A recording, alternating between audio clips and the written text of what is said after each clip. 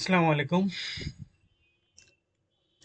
বাংলাদেশ ও আন্তর্জাতিক বিষয়ের সম্প্রতি কিছু গুরুত্বপূর্ণ টপিকস নিয়ে আলোচনা করব। হ্যাঁ, তার ভিতরে থাকবে মুদ্রা পাচার, ঠিক আছে, মিডল ইনকাম ট্র্যাপ, তারপরে থাকবে হ্যাভিস ক্রপস রেট, ঠিক আছে, বাংলাদেশের যে ইউনেস্কোর ইনহেরিট ইনট্রেঙ্গল কালচারাল হেরিটেজ আছে 6টা, সে বিষয়ে। আর আন্তর্জাতিক বিষয়ের মধ্যে থাকবে হার্ডল্যান্ড তত্ত্ব, ডোমিনো তত্ত্ব, রিমল্যান্ড তত্ত্ব, আর আছে কন্টেইনমেন্ট তত্ত্ব। উম, প্রথমে আমরা বাংলাদেশ বিষয়ে যে মুদ্রা পাচার সম্পর্কে একটু যদি দেখি, দেখেন। হ্যাঁ, এটা হচ্ছে আপনার এই যে 50তম যে বিসিএসটা হলো, আলোকে একটা গুরুত্বপূর্ণ টপিক ছিল কিন্তু, হ্যাঁ, মুদ্রা পাচার। বাংলাদেশের মুদ্রা পাচার ও মিডলাইন ইনকাম ট্র্যাপ।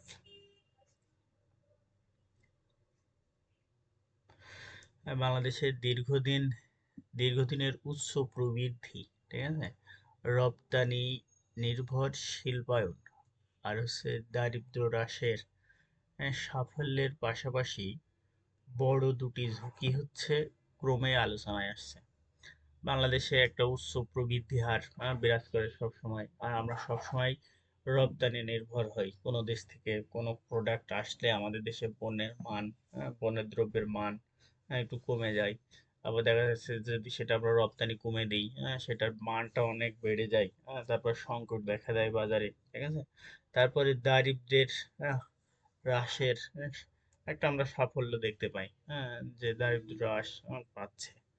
হুম, এই সবগুলোর ভিতরে আরেকটা জিনিস হচ্ছে বেশ গুরুত্বপূর্ণ, সেটা হচ্ছে মুদ্রা পাচার হচ্ছে। হ্যাঁ, মুদ্রা পাচারের ইংলিশ হচ্ছে illicit financial flow, illicit financial flow, ঠিক আছে। এটা হচ্ছে আপনার অবৈধ অর্থ বিদেশে হস্তান্তর, ঠিক আছে, অবৈধভাবে যেসব টাকাগুলো ইনকাম করা হচ্ছে, ঠিক আছে, গোপন সম্পদ সৃষ্টি করা, ঠিক আছে, কর ফাঁকি দেওয়া, হ্যাঁ, এগুলো সব মুদ্রা পাচার এবং আর্থিক অপরাধের মাধ্যমে অর্থনীতির এর থেকে সম্পদ কি হয়, লিক হয়ে যায়, মানে চলে যাওয়া, ঠিক আছে। তারপর হচ্ছে মিডল ইনকাম ট্র্যাপ। এটা হচ্ছে নিম্ন মধ্যম আয়ের দেশে হিসেবে কিছু দূর এগিয়ে গিয়ে উৎপাদনশীলতা, উদ্ভাবন, রপ্তানিমুখী প্রতিষ্ঠান সক্ষমতা না বাড়ালে, বাড়ালে উন্নয়ন স্থবির হয়ে পড়ে, ঠিক আছে, মিডল ইনকাম ট্র্যাপ। হ্যাঁ, মনে করেন আমরা তো 2026 সালের সেপ্টেম্বরেই নিম্ন মধ্যম আয়ের দেশে পরিণত হতে যাব, ঠিক আছে। এই নিম্ন মধ্যম আয়ের দেশে পরিণত হওয়ার সাথে সাথে আমাদের উৎপাদনশীলতা যদি না বাড়ে, আমাদের উদ্ভাবন ক্ষমতা যদি না বাড়ে, বহুমুখী, হুম, এটা হচ্ছে রপ্তানির বিষয়টা ভুল বলছিলাম। হ্যাঁ, রপ্তানি নির্ভর, রপ্তানি মানে যেটা পাঠানো হয়, সরি, হ্যাঁ, যেটা পাঠানো হয়। রপ্তানি বহুমুখীকরণ, মানে যে পাঠানো, যে রপ্তানিগুলো করবো আমরা প্রোডাক্ট, সেগুলোর কি করতে হবে, উম, বিভিন্ন ধরনের প্রোডাক্ট রপ্তানি করার চেষ্টা করতে হবে। হ্যাঁ, প্রতিষ্ঠানগত যে সক্ষমতা, এগুলো যদি না বাড়ানো যায়, ঠিক আছে, তাহলে আমাদের যে উন্নয়নের যে আহ, আপনার রেখা, প্রবাহ চিত্র, ওটা নিম্নগামী হয়ে যাবে।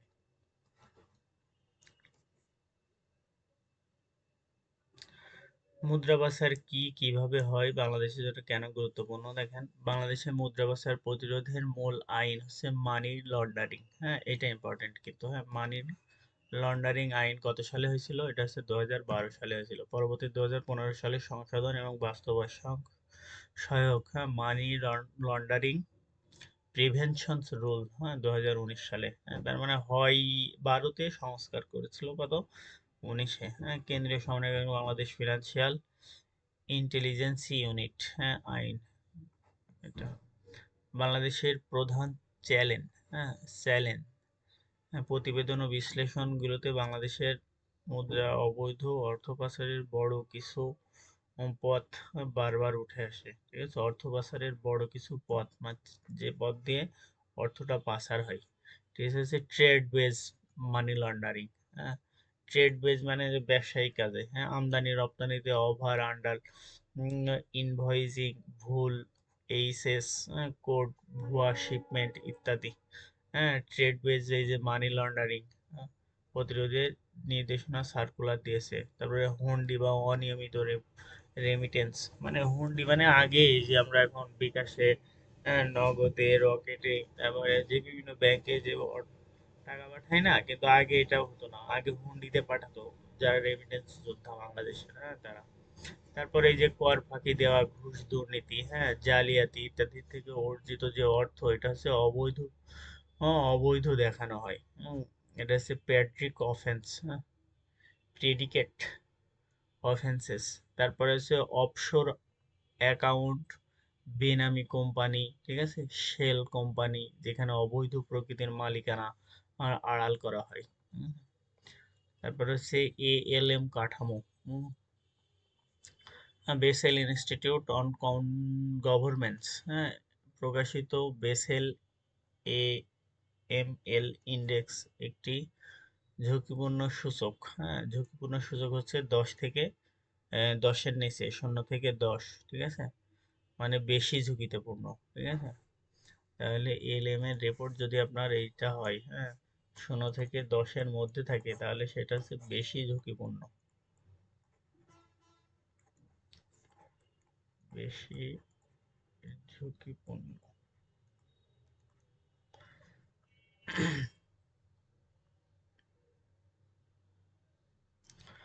আর বাংলাদেশে মুদ্রা পাচারের অর্থনৈতিক প্রভাব, মুদ্রা পাচার কেবল আইন শৃঙ্খলা সমস্যা নয়, হ্যাঁ এটা হচ্ছে উন্নয়নের একটা বড় ক্ষতি। তারপরে দেখেন এখানে আপনার রাজস্ব বা বৈষম্য বৃদ্ধি পায়, হ্যাঁ বৈদেশিক মুদ্রা বাজার বাজারে চাপ হয়,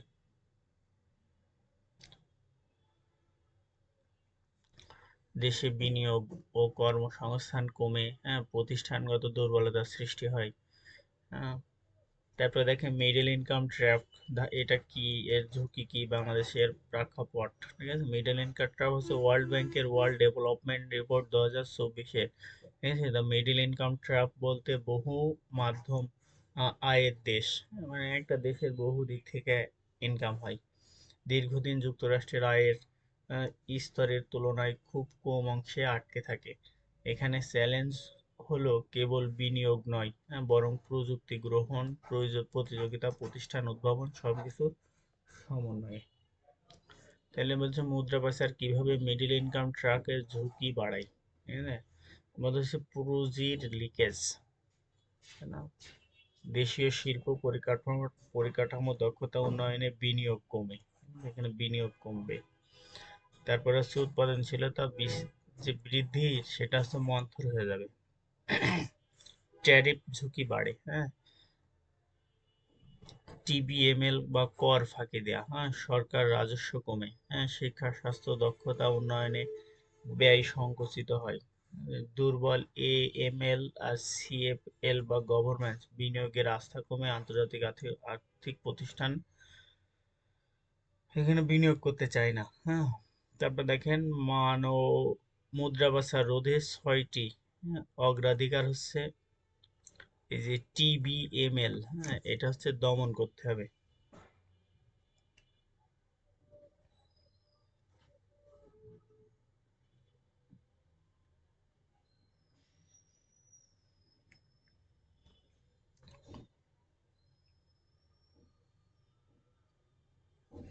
টিবিএমএল পুনরূপটা মনে আছে তো, ট্রেড, একটু আগে আমরা দেখে এসেছি অবশ্য, ট্রেড বেস মানি লন্ডারিং, কিন্তু ব্যবসায়িক ক্ষেত্রে trade base money laundering, LOUN, তাই না, sorry, LAUNDR, money laundering, trade base যে মানি লন্ডারিং হয়, এটা দমন করতে হবে, ঠিক আছে? এটাই সবচেয়ে বড় ঝুঁকি। হুম,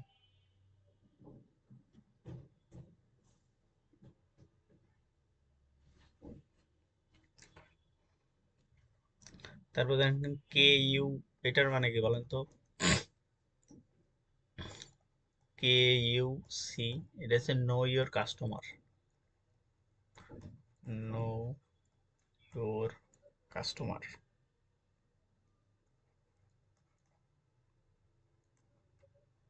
নো ইওর কাস্টমার। এটা একটা শক্তিশালী করতে হবে, আপনি কার কাছে পণ্য বিক্রয় করছেন বা আমদানি রপ্তানি করছেন তাকে জানতে হবে, ঠিক আছে। তারপরে STR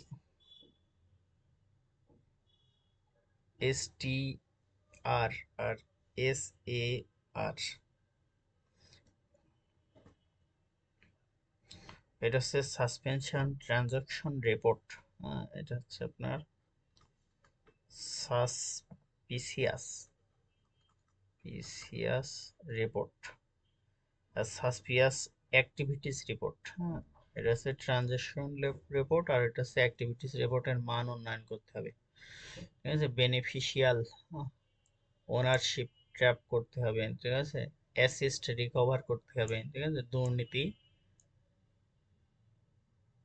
কমায় দিতে হবে। তাহলে মিডল ইনকাম ট্র্যাপ এড়াতে 6টি কাজ করতে হবে, সেটা হচ্ছে উৎপাদনশীলতা ও দক্ষতা বৃদ্ধি করতে হবে, রপ্তানি বহুমুখিতা বৃদ্ধি করতে হবে, প্রতিযোগিতা ও ব্যবসায়ের পরিবেশ নিশ্চিত করতে হবে, প্রযুক্তি উন্নয়ন ও উদ্ভাবন শক্তি বৃদ্ধি করতে হবে, শাসন ও প্রতিষ্ঠান শক্তিশালী করতে হবে, দীর্ঘমেয়াদী পরিকল্পনা বাস্তবায়ন করতে হবে, ঠিক আছে। তাহলে দেখেন এটা হাবেস, হ্যাঁ, কর্পাস রিট। হাবেস কর্পাস রিটটা বেশ সহজ জিনিস, মোটামুটি ভাষায় আপনি এটা বললেই বুঝবেন। মনে করেন যে একজন মানুষকে পুলিশ ধরে নিয়ে গেছে, ঠিক আছে? বিনা কারণে ধরে নিয়ে গেছে। এখন আপনি সেটা বাংলাদেশের হাইকোর্টে, হাইকোর্টে কি করতে পারবেন, রিট করতে পারবেন। রিট করে সে যদি কি নির্দোষ হয় তাহলে আপনি তাকে, এই যে নির্দোষ ব্যক্তিকে কি করতে পারেন, ছাড়াই নিয়ে যেতে পারবেন। হুম, এটা একটা ল্যাটিন শব্দ। হুম, তারপর দেখেন এটি একটি ল্যাটিন শব্দগুচ্ছ, মোটামুটি যার অর্থ দেহ বা ব্যক্তিকে হাজির করা। এটা কোর্টে হাজির করা, হ্যাঁ। প্রোডাক্টস বা ব্রিংস দ্য বডি, আদালতে রিট জারি করে কাউকে আটক, যা বললাম আর কি, হ্যাঁ। অবৈধ ইলেগাল ডিটেনশন, এর মূল কারণ হচ্ছে তিনটি রিটের, হ্যাঁ। উৎপাদন, আটক ব্যক্তিকে আদালতের সামনে আনা, ঠিক আছে, বৈধতা যাচাই, হ্যাঁ। লেগালিটি চেক, ঠিক আছে। আর হচ্ছে প্রতিকার, রেমেন্ডি, হ্যাঁ। আটক যদি অবৈধ হয় তাহলে মুক্তির আদেশ দেয়া। হ্যাঁ, এটার ইতিহাস ও গুরুত্ব, কেন এটি গ্রেট রিট বলা হয়, ঠিক আছে। হেবিয়াস কর্পাসকে অনেক দেশে গ্রেট রিট বলা হয়, ঠিক আছে, কারণ এটি একটি রাষ্ট্রের ক্ষমতার সবচেয়ে সংবেদনশীল জায়গা, কারো স্বাধীনতা কেড়ে নেওয়া, তার উপর দ্রুত বিচার নজরদারি নিশ্চিত করা। যুক্তরাজ্যে 1689 সালে এই যে হেবিয়াস কর্পাস অ্যাক্টকে, হ্যাঁ, সুরক্ষা আইনের মাইলফলক ধরা হয়। যুক্তরাষ্ট্রের সংবিধানে সাসপেনশন ক্লোজ আছে, যা নির্দিষ্ট সমাধান। বাংলাদেশ হেভিয়াস কর্পোরেটিভ সংবিধান, এটা হচ্ছে সংবিধানের 102 নম্বর। এই যে হেভিয়াস কর্পাস রিট, এটা হচ্ছে 102 নম্বরে, 102 এর ক্ষয়ের 1 নম্বর ধারায়।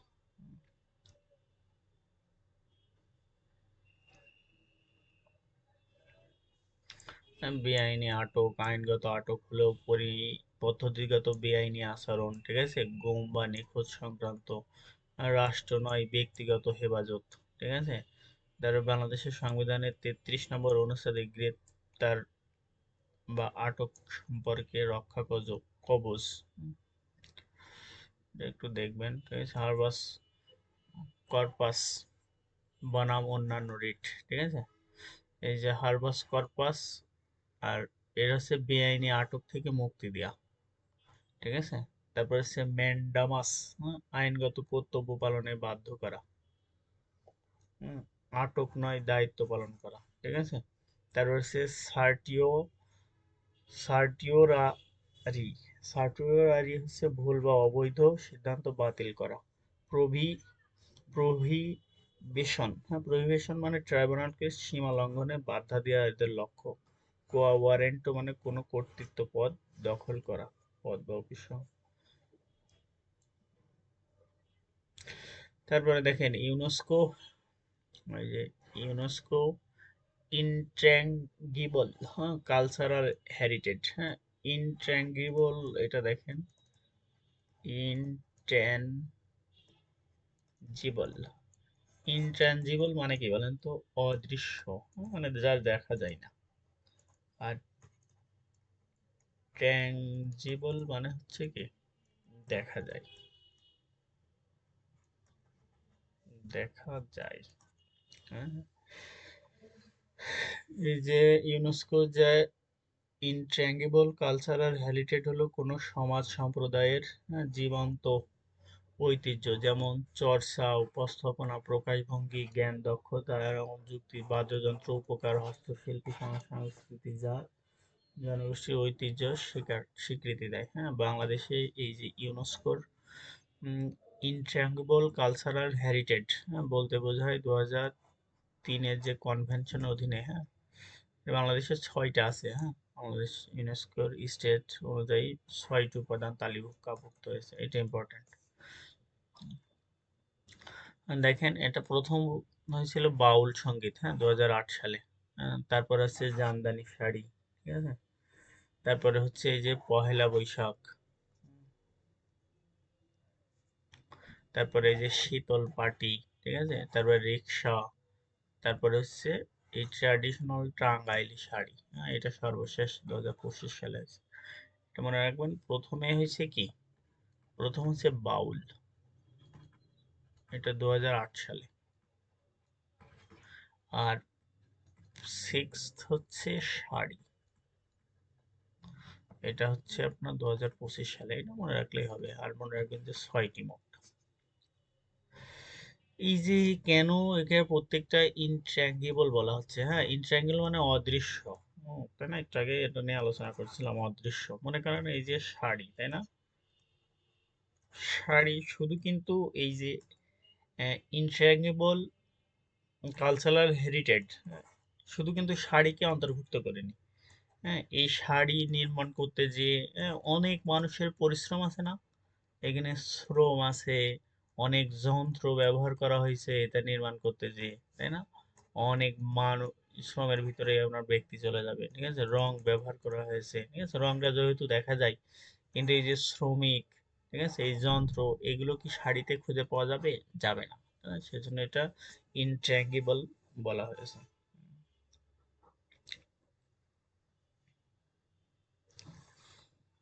যে পাট অর্থ যোজনা 2023 অর্থবছর থেকে বাংলাদেশ থেকে, হ্যাঁ, বাংলাদেশ থেকে ভারত, পাকিস্তান, নেপাল, চীন সহ 23টি দেশ এত হাজার কাঁচা পাট রপ্তানি হয়েছে। কাঁচা পাট রপ্তানি হয়েছে ওই অর্থে বলছে। এই যে বাংলাদেশ ড্রোন নির্মাণ করবে, হ্যাঁ, বাংলাদেশ বিমান বাহিনী ও চায়না ইলেকট্রনিক্স টেকনোলজি গ্রুপ, যেমন একটা চুক্তি হয়েছে ঢাকা সেনাবাহিনী সদর দপ্তরে। G2G, সরকার টু সরকার, হ্যাঁ, G2G, G2G, government to government, China to Bangladesh government. তাই মাইনের শহীন আকাশযান ড্রোন ম্যানুফ্যাকচারের চাকর করেছে মাহমুদ খান, চিফ মার্শাল হাসান মাহমুদ খান, ইনি বিমান বাহিনীর প্রধান। ঢাকা করাচি সরাসরি ফ্লাইট, হ্যাঁ, তাই না? দীর্ঘ কত বছর পরে হয়েছে এটা? 15 নাকি 14 বছর যেন, যাই হোক। দীর্ঘ যুগ পর বাংলাদেশ এটা হচ্ছে 29শে জানুয়ারি, হ্যাঁ, রাতে, এটা মনে রাখবেন, 29শে জানুয়ারি 2004। এটা হচ্ছে সাতাও, সাতাও। তথ্য সম্প্রসারণ মন্ত্রণালয় 2023 সালে পুরস্কার চূড়ান্ত করেছে। সেরা সিনেমা হচ্ছে সাতাও। এই সিনেমা নির্মাণের সুবাদে, হ্যাঁ, সেরা নির্মাতার পুরস্কার পাচ্ছেন হচ্ছে খন্দকার সুমন। খন্দকার সুমন। অভিনয়ের শ্রেষ্ঠত্ব পাচ্ছে আইনুন পুতুল এবং সেরা শব্দ গ্রাহক হচ্ছে সুজন মাহমুদ। 4টি বিভাগে পুরস্কার পাচ্ছে এটা। আইসিসির আইপিসিসি এর প্রধান লেখক নির্বাচিত। জাতিসংঘের জলবায়ু পরিবর্তন বিষয়ক আন্তঃসরকার প্যানেল, হ্যাঁ, আইপিসিসি, অত্যন্ত মর্যাদার লিড অথর, হ্যাঁ, বা প্রধান লেখক হিসেবে নির্বাচিত হয়েছে বাংলাদেশের কৃতি লেখক মোহাম্মদ কামরুজ্জামান মিলন। এটা ইম্পর্টেন্ট, কামরুজ্জামান মিলন, আইপিসিসি। তিনি মূলত 2007 সালে আইপিসিসির বিশেষায়িত ম্যাথোডিজি রিপোর্ট প্রস্তাবের কার্যক্রমে অংশ নেবেন, যেখানে কার্বন নিঃসরণে বৈজ্ঞানিক হিসাব নিকাশ করা হয়। হ্যাঁ, বাংলাদেশের প্রধান স্পিড অফ সালাম প্রকাশ, হ্যাঁ, সালাম পুরস্কার প্রধান সালাম বিকাশ ব্রাক বিশ্ববিদ্যালয়ের school of delta and science computer science engineering বিভাগের ডিন, হ্যাঁ, মাহবুব মজুমদার। নোবেল বিজয়ী বিজ্ঞানী আব্দুস সালাম, পাকিস্তানের এটা, হ্যাঁ, ইনি এই পুরস্কার মাহবুব।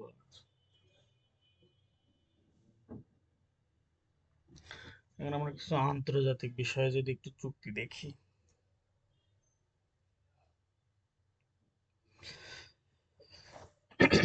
হার্ডল্যান্ড তত্ত্ব, তাই না? হার্টল্যান্ড থিওরি, এটার প্রবর্তক হচ্ছে ভূগোলবিদ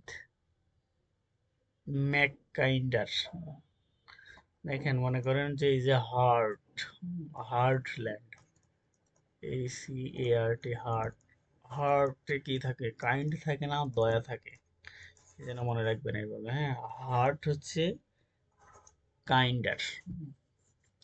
এটার উৎপত্তিগত উৎস হচ্ছে the geographical pivot of history. হার্টল্যান্ডের ধারণা, মূল ধারণা, হ্যাঁ, ম্যাকিন্ডার মতো। পৃথিবীর প্রধান শক্তি সংঘর্ষের কেন্দ্র হলো ইউরেশিয়া। ইউরেশিয়াকে কি বলা হয়? মানে ইউরোপ আর এশিয়ার স্থলভাগের, বিশেষ করে ভিতরের কেন্দ্রীয় অংশ, যাকে হার্টল্যান্ড পিভট এরিয়া বলে। সমুদ্র শক্তির তুলনায় স্থল শক্তি ও রেল ভূমি শক্তিশালী হলে হার্টল্যান্ড গুরুত্ব বাড়ে।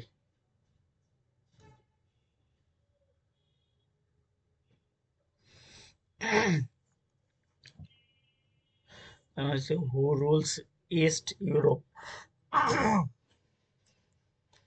অর্থাৎ পূর্ব ইউরোপের গেটওয়ে এবং হার্টল্যান্ড দখল হলে ওয়ার্ড আইসল্যান্ড, হ্যাঁ, আফ্রো ইউরেশিয়ার প্রভাব বাড়ে। কোন অঞ্চলকে হার্টল্যান্ড ধরা হয়? হ্যাঁ, ম্যাকল্যান্ডের বর্ণনা, হার্টল্যান্ড হচ্ছে আফ্রো ইউরেশিয়ার অভ্যন্তরে, হ্যাঁ, ভলগা থেকে ইয়াংসেত পর্যন্ত। কেন গুরুত্বপূর্ণ? স্থলবেষ্টিত সম্পদ। আমরা জানছি হার্টল্যান্ড হচ্ছে যখন সমুদ্রের থেকে স্থল ও রেলপথের কি করবে, সামরিক শক্তি বাড়বে, তখনই হচ্ছে হার্টল্যান্ড, তাই না? গভীর অবস্থান, সামুদ্রিক তুলনায় সুরক্ষা, এগুলো। তারপরে আরেকটা দেখেন, রিমল্যান্ড তত্ত্ব। হ্যাঁ, রিমল্যান্ড তত্ত্ব হচ্ছে রিমল্যান্ড, হ্যাঁ, স্পাইকম্যান, হ্যাঁ, রিমল্যান্ড হচ্ছে এই যে রিম, হ্যাঁ, রিম কিন্তু মানুষের নাম। হ্যাঁ, রিম আছে, রিমি আছে, অনেক সময়, হ্যাঁ, মনে রাখবেন। তাহলে একটা মানুষ তৈরি করেছে, স্পাইম্যান, হ্যাঁ, স্পাইকম্যান। বলছে বিশ্বের ক্ষমতা কেন্দ্র হার্টল্যান্ড নাই, বরং ইউরেশিয়ার উপকূলীয় বেল্ট, যাকে রিমল্যান্ড বলে। রিমল্যান্ড মানে হচ্ছে ইউরেশিয়ার প্রান্তীয় বেল্ট। আমরা দেখছিলাম হচ্ছে হার্টল্যান্ড, তাই না? হার্টল্যান্ড হচ্ছে আপনার ইউরেশিয়া অঞ্চল, ইউরে ইউরেশিয়া। কিন্তু হচ্ছে এই যে রিমল্যান্ড হচ্ছে আপনার ইউরেশিয়ার প্রান্তীয় বেল্ট, ইউরেশিয়ার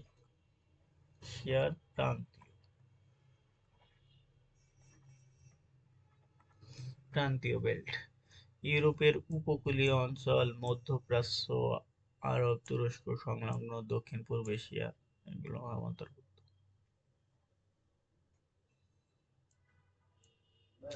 রিমল্যান্ড হচ্ছে জনসংখ্যা, বন্দর, বাণিজ্য পথ, অর্থনৈতিক নৌযান সংযোগ। বলতেছে হার্টল্যান্ড যতই শক্তিশালী হোক, রিমল্যান্ড নিয়ন্ত্রণ প্রভাব ছাড়া বিশ্ব নিয়ন্ত্রণ অসম্ভব। ডোমিনো তত্ত্ব, এটা ইম্পর্টেন্ট, হ্যাঁ, এটা আমাদের দক্ষিণ পূর্ব এশিয়ার। এটা একটি কমিউনিজম বা কোনো আদর্শ শাসন ব্যবস্থার প্রতিষ্ঠা হলো, এটাই ডোমিনো তত্ত্ব। ঐতিহাসিক প্রেক্ষাপট হচ্ছে কোল্ড ওয়ার। এটি বিশেষভাবে জনপ্রিয় হয় যুক্তরাষ্ট্রে, হ্যাঁ, ডোমিনো তত্ত্বটা 1950 থেকে 80-র দশকে দক্ষিণ পূর্ব এশিয়া বা দক্ষিণ চীন প্রসঙ্গে, ঠিক আছে? কেন যুক্তরাষ্ট্রের ভিয়েতনাম যুদ্ধের বিভিন্ন অঞ্চলের হস্তক্ষেপ সমর্থনে যুক্তি হিসেবে এই তত্ত্ব পেশ করা হয়? এটি মূলত রাজনৈতিক মনস্তাত্ত্বিক ভয় চেইন রিয়াকশন ধারণা। এক দেশ হারালে গোটা অঞ্চল হারাতে পারে, হ্যাঁ, এইটাই মনে রাখবেন। এক দেশ হারালে গোটা অঞ্চল হারাতে পারবে। তারপরে হচ্ছে কন্টেইনমেন্ট তত্ত্ব। কন্টেইনমেন্ট তত্ত্ব হচ্ছে কেনান। কেনান এটা হচ্ছে সোভিয়েত ইউনিয়নের বিস্তৃত হতে না দেওয়া। কন্টেইনমেন্ট।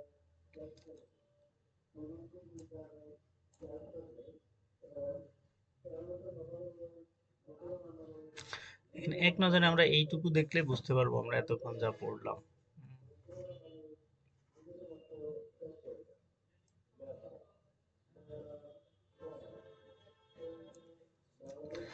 দেখেন এই যে হার্টল্যান্ড তত্ত্ব, হ্যাঁ, এটা হচ্ছে ভূ রাজনৈতিক মডেল, ঠিক আছে? তারপর হচ্ছে রিমল্যান্ড, এটাও ভূ রাজনীতিক, কিন্তু ডোমিনো তত্ত্বটা ছিল রাজনীতিক। ডোমিনো তত্ত্ব রাজনীতিক কেন বলেন তো? এটা হচ্ছে আপনার সোভিয়েত ইউনিয়নকে শুধু প্রসারিত করতে দিতে পারবে না। হুম। তারপর হচ্ছে কন্টামিনেন্ট বা কেনান, হ্যাঁ, এটা হচ্ছে পররাষ্ট্রনীতি সম্পর্কে, তাই না? কন্টামিনেন্ট কি ছিল বলেন তো? ও সরি, এটা হচ্ছে ডোমিনো তত্ত্ব, এটা না। কন্টামিনেন্ট হচ্ছে আপনার পররাষ্ট্রনীতি, সোভিয়েত ইউনিয়নের প্রভাব অঞ্চল করা। তারপরে এই যে ডোমিনো হচ্ছে আঞ্চলিক চেইন রিয়াকশন, যে ভিয়েতনামের এক অঞ্চল যদি দখল হয়ে যায় তাহলে সব অঞ্চলে সমাজতন্ত্র বিরাজ করবে, এইটা, ঠিক আছে? আর ইউরেশিয়ার উপকূলীয় অঞ্চল হচ্ছে রিমল্যান্ড, আর হচ্ছে কেন্দ্রস্থল ইউরেশিয়ার অভ্যন্তরীণ স্থল হচ্ছে হার্ডল্যান্ড। হ্যাঁ, হার্ড মাঝখানে থাকে, হ্যাঁ, রিমল্যান্ড। হার্ডল্যান্ড নিয়ন্ত্রণ করা, হ্যাঁ, ওয়াস আইসল্যান্ডের প্রভাব লিমল্যান্ড নিয়ন্ত্রণ করা। ইউরেশিয়ার প্রভাব একটি দেশ, ঠিক আছে, প্রতিবেশী দেশগুলোর পতন হতে পারে। সবচেয়ে বেশি প্রভাব এটা কোল্ড ওয়ার, হ্যাঁ। রিমল্যান্ড হচ্ছে কোল্ড ওয়ারের। ভিয়েতনাম প্রমাণেশন ট্রুম্যান ডকুমেন্টেড। তারপরে হচ্ছে দেখেন এটা হচ্ছে অ্যাক্টিভ ডিনায়াল সিস্টেম। সেনাবাহিনী বছরের পর বছর ধরে অ্যাক্টিভ ডিনায়াল সিস্টেম নামে একটি তাপ বিকিরণ যন্ত্র ব্যবহার করে আসছে। মার্কিন বাহিনীর ব্যাখ্যা অনুযায়ী অ্যাক্টিভ ডেমিনাল সিস্টেম অস্ত্র প্রাণঘাতী নয়।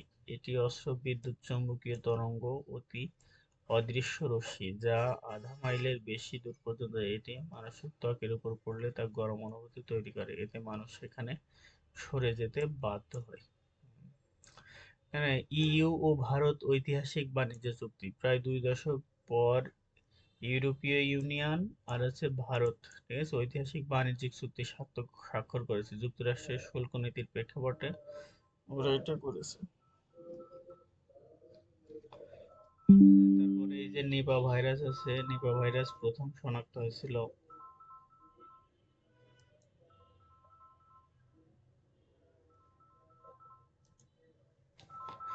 দেখো নিপা ভাইরাস, দেখেন নিপা ভাইরাস প্রথম শনাক্ত হয়েছিল হচ্ছে মালয়েশিয়াতে, হ্যাঁ।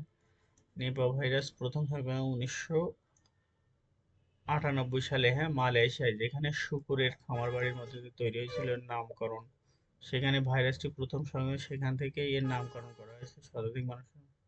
এরপর ভারত বাংলাদেশে এটা কিন্তু বাংলাদেশের নিপা ভাইরাস সবচেয়ে নওগাঁতে একজন মারা গেছে কিন্তু, হ্যাঁ, নওগাঁতে, মনে রাখবেন এটা, নওগাঁতে প্রথম মারা যায়, প্রথম মারা যায়। জাতিসংঘের শান্তি বিনিময় কমিটির সভাপতি, হ্যাঁ, নিউ ইয়র্কে জাতিসংঘের শান্তি যে পিবিসি 5 সদস্য বিশিষ্ট, এটা হচ্ছে কিন্তু সুইজারল্যান্ডে, হ্যাঁ, 20তম অধিবেশনে মরক্কোর সভাপতিত্বে, না এটা না, সরি, এটা 31 রাষ্ট্র নিয়ে ইরানের বিপ্লবী গার্ডকে সন্ত্রাসী ঘোষণা করেছে আপনার ইউরোপীয় ইউনিয়ন, ইউরোপীয় ইউনিয়ন। রাশিয়ার নৌ মহড়ার মিলন বঙ্গোপসাগরে ফেব্রুয়ারিতে, রাশিয়া ভারত নৌ মহড়ার মিলন, এতে রুশ প্রান্ত আইনের স্বীকৃতি। মার্কিন যে দাস প্রথা বা বর্ণ প্রথা আইনের স্বীকৃতি। আফগানিস্তানের নতুন একটা ক্রিমিনাল প্রসিডিউর কোড কোর্টের মাধ্যমে বর্ণভিত্তিক বিচার ব্যবস্থা চালু করেছে তালেবান। এই আইনের দাস প্রথাকে আইনি স্বীকৃতি দেওয়া হয়েছে। বাহ। ফলে রাস্তাঘাট ও বাজারে ক্রীতদাস নিয়ে চলাচলের অনুমতি মিলবে। আফগান মানবাধিকার সংস্থা রাওয়ালের দাবি, হ্যাঁ, 10টি অধ্যায়ের 29টি আইন কপি সংগ্রহ করেছে। তারপর হচ্ছে মার্কিন কেন্দ্রীয় ব্যাংক, হ্যাঁ, ফেডারেল রিজার্ভের চেয়ারম্যান, হ্যাঁ, মার্কিন কেন্দ্রীয় ব্যাংক এর নাম হচ্ছে ফেডারেল রিজার্ভের বর্তমান চেয়ারম্যান হচ্ছে জেরোম পাওয়েল। এর মেয়াদ শেষ হওয়ায় প্রাক্কালে মার্কিন প্রেসিডেন্ট ডোনাল্ড ট্রাম্প 17তম চেয়ারম্যান হিসেবে কেন্দ্রীয় ব্যাংকের সাবেক গভর্নর কেভিন ওয়াশকে মনোনীত করেছেন। হ্যাঁ, ওয়ারশ কেভিন ওয়ারশ সম্প্রতি এটা হচ্ছে রাজনৈতিক দল বিলুপ্ত ঘোষণা হচ্ছে বুলকিনা ফাসোর। বুলকিনা ফাসোর। এই যে বিশ্ব বিড়াল দিবস, বিশ্ব জলবায়ু দিবস 2রা ফেব্রুয়ারি, এটা ইম্পর্টেন্ট। ক্যালসিয়াম বাইকার্বনেট, এটা হচ্ছে ক্যালাস।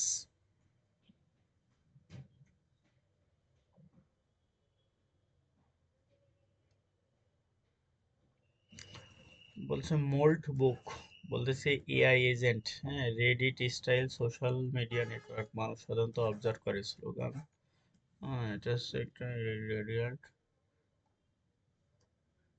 দ্রুত ভাইরাল হয়। খেলাধুলা অলিম্পিক ময়মনসিংহ 30 সালের মাঠভর্তি ইউনিয়ন খেলাঘাটে অলিম্পিয়াড কর্মসূচির প্রস্তুত।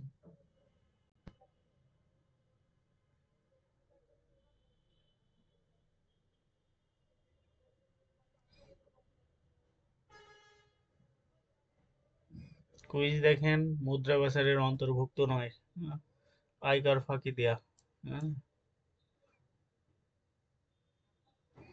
কোন অঞ্চলের ডোমিনো তত্ত্ব, দক্ষিণ পূর্ব এশিয়া।